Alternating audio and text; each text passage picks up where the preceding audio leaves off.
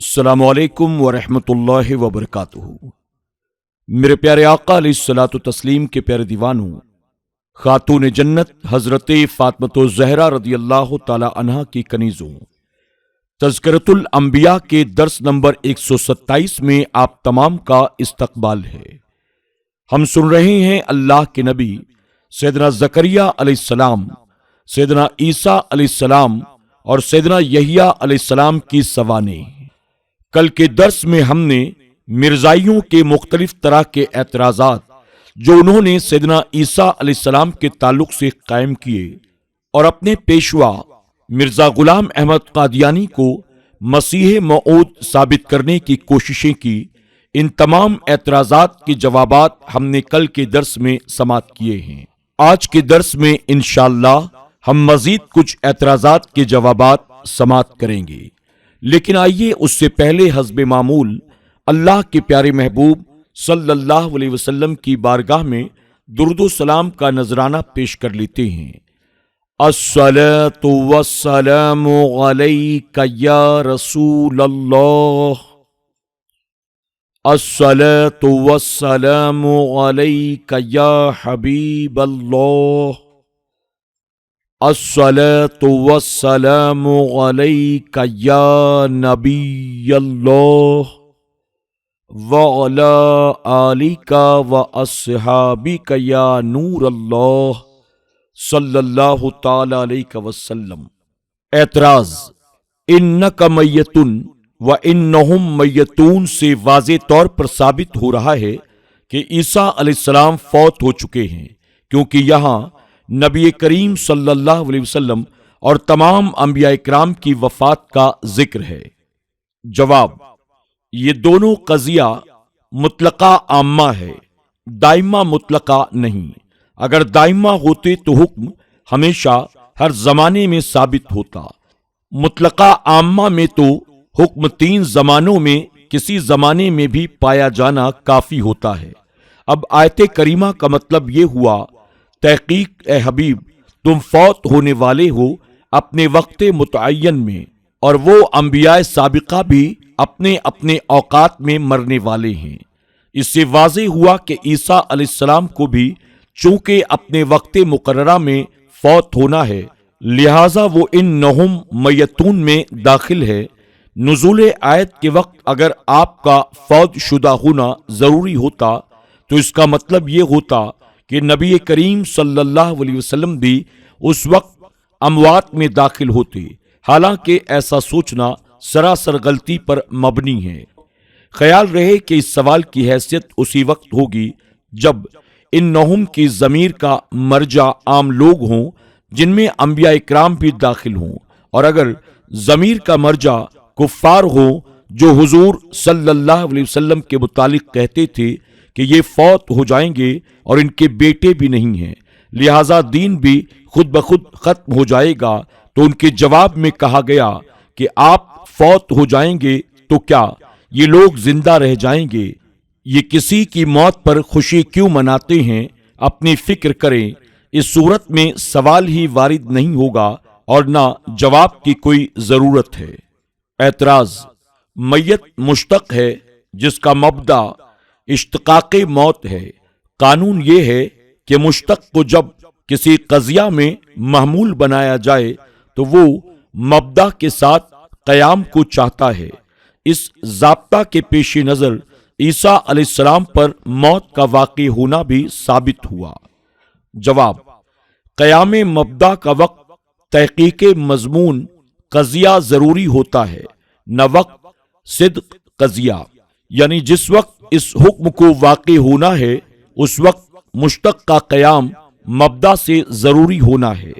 اور یہ بات درست ہے کہ عیسیٰ علیہ السلام پر اپنے وقت میں موت آنی ہے، آپ کو میت بننا ہے، اس وقت میت کا قیام موت ہی سے ہوگا۔ یہ کوئی ضروری نہیں کہ جب قضیہ عامہ بولا جائے اسی وقت محمول کا قیام موضوع سے ہو اور مشتق کا قیام مبدا اشتقاق سے ہو۔ اعتراض: اور اللہ کے سوا جن کو پوجتے ہو وہ کچھ بھی نہیں بناتے، وہ خود بنائے ہوئے ہیں، مردے ہیں، زندہ نہیں، اور انہیں خبر نہیں لوگ کب اٹھائے جائیں گے۔ اس آیت سے ثابت ہوا کہ اللہ کے سوا سارے معبود مر چکے، زندہ نہیں۔ چونکہ عیسیٰ علیہ السلام کو بھی لوگوں نے معبود مانا ہے، وہ بھی اللہ کے سوا معبودوں میں داخل، اس لیے وہ بھی مر چکے ہیں، زندہ نہیں۔ واضح ہوا کہ یہ آیت وفات مسیح پر دلالت کر رہی ہے۔ جواب: یہ آیت سورہ نحل کی ہے، جس کا نزول مکہ میں ہوا، اور اس لحاظ سے من دون اللہ سے مشرکین مکہ کے معبود ہیں۔ حضرت ابن عباس اموات کی تفسیر میں اصنام اموات تحریر فرماتے ہیں، یعنی بت تو خود بے جان ہے۔ خیال رہے کہ راقم نے اپنی کتاب شمع ہدایت میں اس آیت کی تفسیر میں مودودی صاحب سے جو غلطیاں ہوئیں یا دیدہ دانستہ غلط تفسیر کی، اس کا تفصیلی رد کیا ہے۔ اعتراض: قانون یہ ہے کہ عموم الفاظ کا اعتبار ہوا کرتا ہے، نہ کہ خصوصی مورد کا۔ اس قانون کے پیش نظر تو چاہیے کہ من دون اللہ سے مطلق معبودان باطل مراد ہو، بتوں کے ساتھ خاص کرنا درست نہیں۔ اس لحاظ سے تو مسیح بن مریم بھی اس آیت کے حکم میں داخل ہوں گے، یعنی وہ مر چکے ہیں۔ جواب: اگر اس آیت میں حکم کو بتوں کے ساتھ خاص نہ کیا جائے تو ملائکہ بھی اس میں داخل ہوں گے، کیونکہ ان کو بھی لوگوں نے معبود مانا، تو اس طرح وہ بھی اللہ کے سوا معبود ہیں، تو یہ لازم آئے گا کہ فرشتے سب مر چکے ہیں۔ اس طرح جبرائیل بھی مر چکے ہیں۔ اس سے تو زیادہ مصیبت مرزا صاحب ہی پر پڑے گی کہ ان کا دعویٰ شروع ہی سے باطل ہو جائے گا، کیونکہ وہی تو تمام انبیاء کرام کے پاس جبرائیل ہی لاتے رہے، ان کو ہی مردہ قرار دے دیا گیا، تو مرزا صاحب کا دعوی نبوت خود بخود باطل ہو جائے گا۔ اگر بالفرض اللہ کے سوا تمام معبود مراد لینے ہیں تو قضیہ مطلقہ عامہ مانا جائے، تو پھر صرف اتنا ہی ثابت ہوگا کہ اپنے اپنے وقت پر ان کو موت آنی ہے۔ اس طرح عیسیٰ علیہ السلام پر بھی یہ آیت صادق آئے گی، کیونکہ ان کو بھی موت اپنے وقت پر آنی ہے، اور فرشتے بھی اس میں داخل ہو سکیں گے، کیونکہ نفخہ صور پر ان کو بھی موت آتی ہے۔ لیکن اس سے مرزا صاحب کا مقصد ثابت نہیں ہو سکے گا۔ عیسیٰ علیہ السلام تو مر چکے ہیں اور میں مسیح موعود ہوں۔ اعتراض: رب تعالیٰ کا ارشاد ہے، نبی کریم صلی اللہ علیہ وسلم سے پہلے سارے رسول وفات پا چکے ہیں۔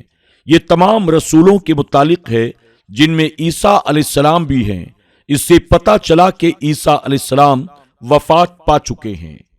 جواب: اعتراض کرنے والے نے خلط کا معنی فوت ہو گئے کیا ہے، جو غلط ہے، کیونکہ یہ معنی کرنے سے دو آیتوں میں صریح طور پر تناقض لازم آئے گا، اس لیے کہ ایک آیت میں فرمایا اللہ کا دستور ہے کہ پہلے سے چلا آتا ہے، اور دوسری آیت میں فرمایا اور ہرگز تم اللہ کا دستور بدلوا نہ پاؤ گے۔ اگر خلط کا معنی موت کیا جائے تو پہلی آیت کا معنی یہ ہوگا سنت خداوندی مر چکی اور معدوم ہو گئی، حالانکہ دوسری کا مفاد یہ ہے کہ سنت الہیہ متغیر نہیں ہوتی، یعنی ہمیشہ اپنے حال پر باقی رہتی ہے۔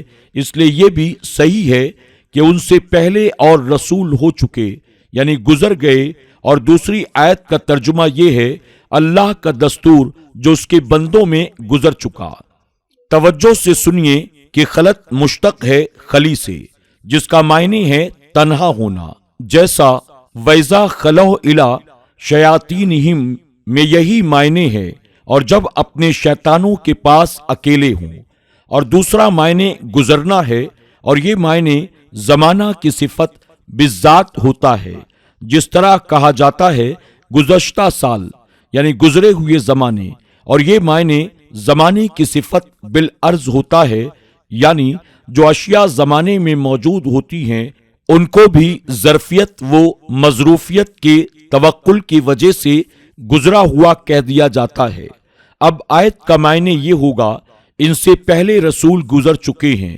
اس معنی کے لحاظ سے جو فوت ہو چکے ان کے متعلق بھی کہا جا سکتا ہے، اور وہ گزر چکے ہیں جو رسالت سے فارغ ہو چکے ہیں اور زمین سے آسمانوں پر اٹھا لیے گئے ہیں، یعنی ابن مریم کے متعلق بھی کہا جا سکتا ہے، وہ گزر گئے ہیں۔ جیسا کہ عام محاورے میں کہا جاتا ہے، فلاں حاکم شہر میں تحصیلدار ہو گزرا ہے، یہ محاورہ دونوں صورتوں میں صادق آتا ہے، اگر وہ مر گیا ہو پھر بھی اور اگر وہ ملازمہ سے فارغ ہو چکا ہو پھر بھی۔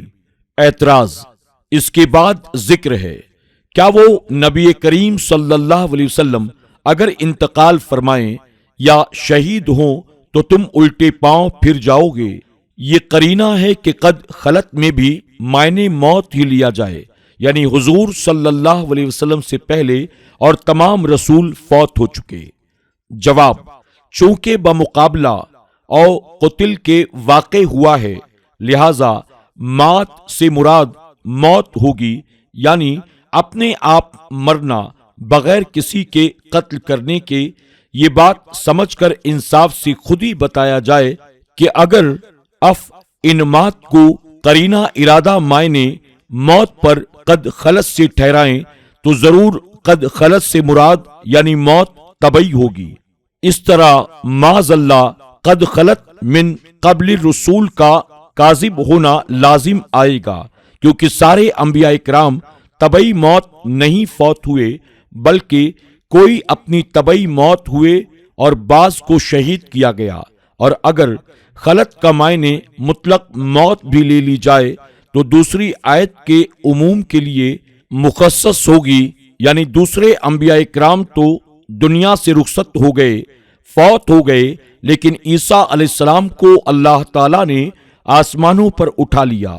اسی طرح قرآن پاک کی کئی آیت مبارکہ کو دوسری آیت سے خاص کیا گیا ہے، جیسے رب تعالیٰ نے فرمایا، کیا ہم نے تمہیں ایک بے قدر پانی سے پیدا نہ فرمایا، اور ایسا جست کرتے اچھلتے ہوئے پانی سے جو نکلتا ہے پیٹھ اور سینوں کے بیچ سے۔ یہ دونوں آیتیں عام مخصوص البعض ہیں، یعنی ان آیات میں انسان کی پیدائش کا ذکر کیا گیا ہے، اسے منی سے پیدا کیا گیا ہے، حالانکہ یہ حکم آدم علیہ السلام اور حضرت حوا کو شامل نہیں، کیونکہ ان کو منی سے پیدا نہیں کیا گیا۔ اسی طرح عیسیٰ علیہ السلام کو بھی نفخ جبرائیل سے پیدا کیا گیا ہے۔ اس مثال سے اب سمجھنا ہوگا کہ قد خلت من قبلہ الرسول آیت بھی مخصوص البعض ہے، کیونکہ بل رؤوف اللہ الیہ اور دوسری آیت جن سے عیسیٰ علیہ السلام کا زندہ ہونا ثابت ہے، ان سے واضح ہو رہا ہے کہ یہ حکم دوسرے انبیاء کرام کے لیے ہے، حضرت مسیح کے لیے نہیں۔ میرے پیارے آقا علیہ الصلوۃ والتسلیم کے پیارے دیوانوں، خاتون جنت حضرت فاطمہ الزہرا رضی اللہ تعالی عنہا کی کنیزوں، آج کے درس میں بس اتنا ہی۔ انشاءاللہ کل کے درس میں ہم مزید کچھ اعتراضات کے جوابات سماعت کریں گے۔ آپ تمام سے گزارش ہے اسی ذوق و شوق و محبت کے ساتھ روزانہ پابندی سے اس درس کو سنتے رہیں، لائک بھی کریں، اپنے دوست احباب کے ساتھ شیئر کرنا نہ بھولیں۔ السلام علیکم ورحمۃ اللہ وبرکاتہ۔